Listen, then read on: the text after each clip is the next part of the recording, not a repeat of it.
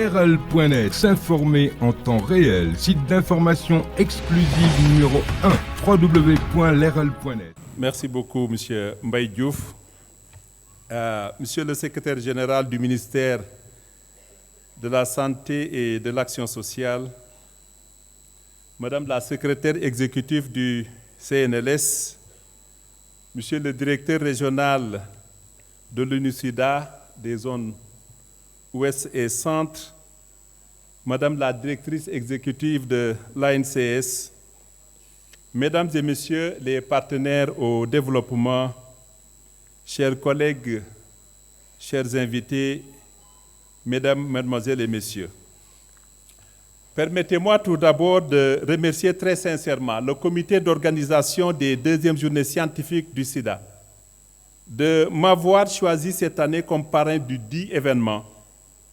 Un honneur, je dirais un privilège. En ce mois de décembre, période de réflexion et d'évaluation des activités et stratégies menées tout au long de l'année écoulée pour tirer les leçons apprises dans ce long processus de contrôle de l'épidémie du VIH dans le monde entier. Mais également, c'est une opportunité pour moi de retrouver des collègues que j'ai toujours admirés et que j'ai toujours respectés, du fait de leurs compétences, mais surtout du fait de leurs excellentes qualités humaines. Ces journées scientifiques, comme l'a si bien souligné Madame la présidente du comité d'organisation, le Dr Safiatou Thiam, ces journées, dis-je, constituent une opportunité d'échange, de valorisation des expériences et de renforcement des capacités des acteurs venus non seulement de la capitale, mais des autres régions du pays. Mieux encore, c'est un moment de rendre hommage mérité à tous ces acteurs impliqués à la réponse à l'épidémie sous un élan pluridisciplinaire. Mesdames et Messieurs, le thème que vous avez choisi cette année est un thème pertinent, car l'ONU-SIDA l'a dit, c'est en parfaite adéquation avec les objectifs internationaux. Ce thème nous invite à réfléchir ensemble sur les 3,90, sur les innovations à mettre en place pour atteindre ces 3,90 au Sénégal. Innovation est le mot-clé dans ce contexte. En effet, pour atteindre ces objectifs, il faudra faire autrement. Il faudra réexaminer nos systèmes de santé. Il faudra mettre en place un nouveau dispositif pour permettre d'atteindre et d'améliorer le continuum des soins, c'est-à-dire depuis le dépistage jusqu'à l'accès au traitement. Monsieur le secrétaire général, Mesdames et Messieurs, chers collègues, chers étudiants, je voulais, en tant qu'infectiologue, en tant que praticien, vous demander de me donner quelques minutes, en tant que parrain aussi, de vous demander de me donner quelques minutes pour apporter ma contribution sur comment, à notre avis, pourront atteindre ces 3,90. En effet, nous devons réexaminer la manière dont les soins sont dispensés efficacement pour mettre en œuvre la stratégie du tester et traiter. En d'autres termes, il faut innover pour améliorer et accélérer la cascade des soins, faciliter le dépistage, débuter le traitement antirétroviral le plus tôt possible, réduire les temps d'attente dans les cliniques, mais mieux encore, obtenir une suppression de la charge virale sur la majorité des patients et désengorger les structures de santé. La différenciation des soins est aujourd'hui une stratégie proposée par plusieurs acteurs comme étant une innovation majeure. Il faut faire autrement et efficacement. En effet, la différenciation des soins vise à fournir un cadre pour une nouvelle prestation de services. Elle simplifie et adapte le paquet de soins en fonction des besoins du patient, tout en réduisant les charges inutiles sur le système de santé. En fournissant des soins différenciés, le système de santé peut recentrer ses ressources sur ceux qui en ont le plus besoin. Le test du VIH en tant que point d'entrée, donc fondamental dans la prise en charge, est un aspect crucial qui doit être innové pour faciliter la continuité des soins. En plus de l'offre du test dans les structures classiques de santé, différents modèles ont été mis en œuvre et ont donné des résultats, notamment le test à domicile, notamment les tests des ménages avec notification aux partenaires, le partage des résultats, le test en milieu communautaire, les services de dépistage durant les week-ends, comme dans certains pays, et l'autotest ou le self-testing des anglo-saxons. En plus, les services de dépistage mobiles, pour aller à l'encontre des communautés, des populations, constituent des stratégies novatrices pour offrir le test de dépistage et augmenter le nombre de personnes qui connaîtront leur statut VIH. Ces nouvelles stratégies de dépistage du VIH fournissent des résultats en quelques minutes et sont très prometteuses et aideront à atteindre le premier 90 dans beaucoup de pays. À côté du dépistage, il est aussi important, une fois que le statut sérologique connu, d'initier le traitement le plus tôt possible. Actuellement, de nombreuses innovations sont mises en œuvre. Je citerai par exemple l'initiation immédiate du traitement le même jour après counseling et éducation thérapeutique. L'objectif est vraiment d'éviter de perdre du temps après un test positif pour le VIH et d'éviter les multiples rendez-vous souvent peu contributifs. Les résultats préliminaires de cette stratégie de traiter le même jour après counseling et éducation ont été présentés dans des journaux de renommée internationale et ont montré une bonne efficacité de cette stratégie en termes d'observance thérapeutique, en termes de rétention dans le système de soins et mieux encore, en termes de suppression de la charge virale 12 mois après son initiation. De nouvelles stratégies également doivent être focalisées sur l'amélioration et la dispensation des médicaments antirétroviraux. Il s'agit entre autres des groupes communautaires de renouvellement de la prescription, comme ça se fait au Zimbabwe ou en Ouganda, ou bien la création de clubs d'observance au traitement, comme cela se fait en Afrique du Sud. Et en plus, dans les établissements de santé, des modèles d'individualisation des soins sont en train d'être évalués comme étant un nouveau modèle d'accès aux soins, consistant à faire quoi?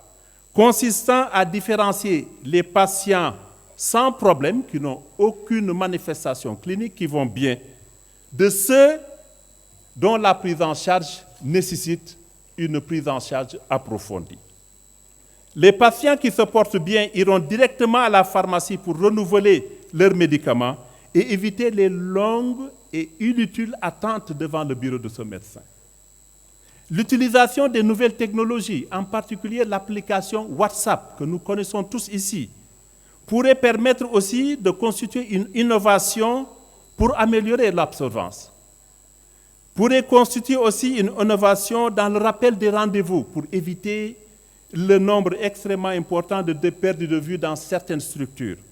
Mais également, l'application WhatsApp a été utilisée par le personnel de laboratoire pour le rendu du résultat, amenant ainsi à réduire de façon significative le délai pour que ce médecin puisse interpréter la charge virale devant ce patient-là. Donc ce sont des innovations, à mon avis, qu'il faudra mettre en œuvre pour mieux atteindre les objectifs des 3,90. L'évaluation de la charge virale est aujourd'hui un outil fondamental pour juger de l'efficacité du traitement. Il faudra alors mettre à disposition et faciliter l'accès à la charge virale dans une approche décentralisée. Le point of care et la méthode de transport sur papier buvard, qui a été évaluée ici par nos collègues, constituent des innovations qui faciliteront l'accès à tout type d'évaluation dans un contexte à moyens limités. Cette approche permet en outre de diminuer de façon significative, comme nous l'avons dit, le délai de rendu des résultats et d'évaluer en même temps le programme. Tout programme de prise en charge doit avoir comme objectif ce dernier 90 qui est fondamental, c'est-à-dire cet objectif qui qualifie et qui évalue la performance de ce traitement.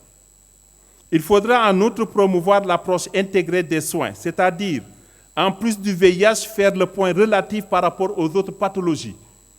Nous traitons une personne, nous ne traitons pas un virus. Donc, intégrer le diabète, dépister l'hypertension artérielle, dépister les hépatites B et C, bref, faire un bilan global et holistique devant ce patient-là. Il n'est plus acceptable aujourd'hui de traiter ce patient pendant 10-15 ans et qui, malheureusement, du fait de notre négligence en tant que personnel de santé, de passer à côté d'une pathologie qu'on pourrait bien traiter, telle que le diabète et l'hypertension. Cette stratégie de tester et traiter doit être mise en œuvre en parfaite complémentarité avec la prévention, qui dispose aujourd'hui de plusieurs moyens. Et je voulais juste insister sur l'importance de la PrEP, de la prévention avant exposition, qui a déjà monté son efficacité partout.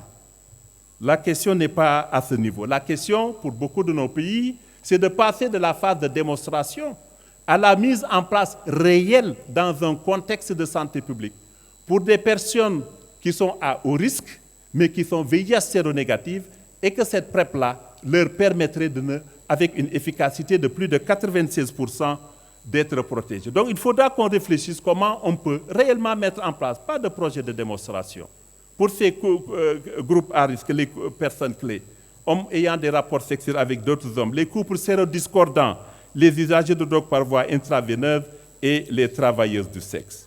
Ce qui est important, c'est de passer, comme nous l'avons dit, des projets de démonstration à une mise en approche réelle de santé publique.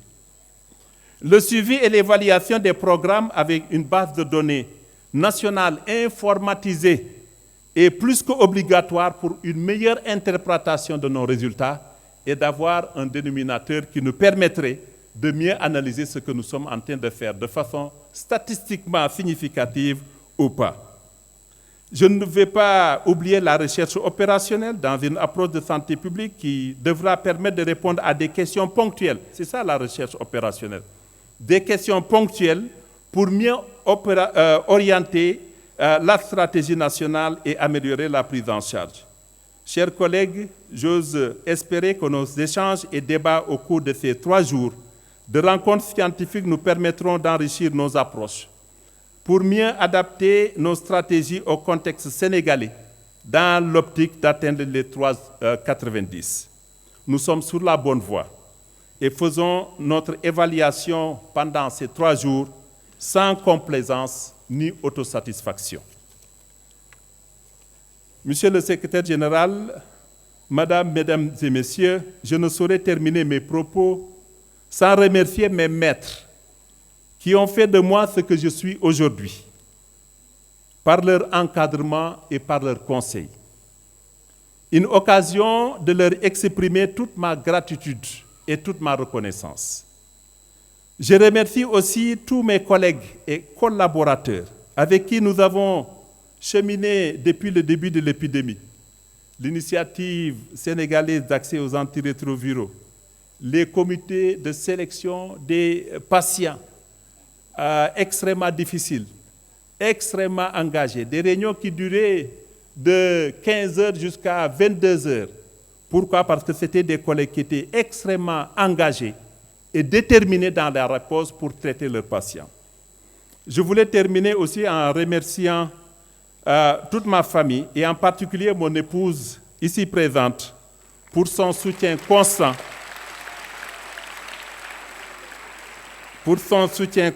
Et contributif. Je voulais une fois de plus, chers collègues, vous remercier de m'avoir offert cette opportunité et vous dire que nous devons toujours continuer à être en tant qu'acteurs de la santé, être disponibles pour les populations. Être disponible, c'est donner de son temps. Être disponible, c'est donner de son savoir, car c'est en donnant qu'on reçoit. C'est sur cette note d'espoir que je souhaite clore mon propos et vous remercier de votre aimable et bienveillante attention.